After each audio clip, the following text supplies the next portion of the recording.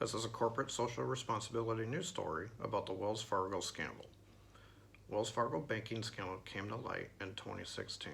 According to Fortune, the web article, The Biggest Scandals of 2020, it was still going strong throughout the year. Between 2016 and 2020, it was discovered that Wells Fargo created over 3.5 million fake accounts and also charged more than 800,000 car loan customers for auto insurance that they did not know about or need.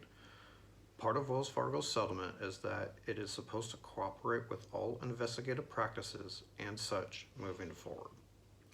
Whitman states that part of the reason this scandal took place is that the metrics that Wells Fargo used to determine profitability did not show the whole picture.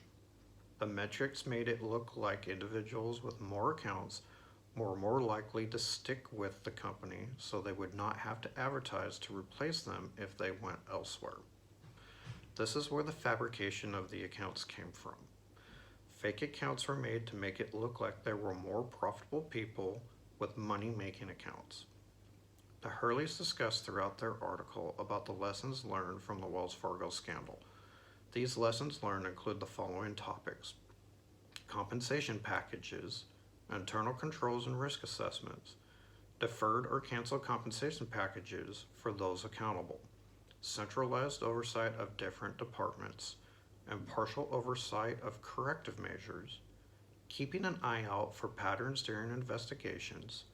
Auditors need to conduct root cause analysis, obtain all of the details.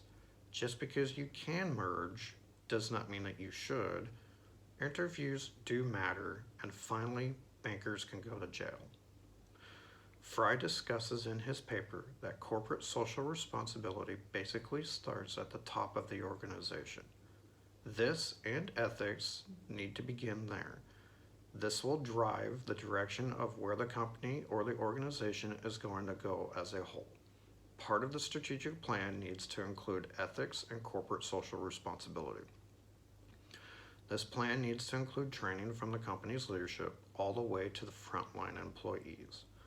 A values-based approach will be the best way to implement these plans and to show how the employees should be acting. Multiple tiers of the organization can help make this happen.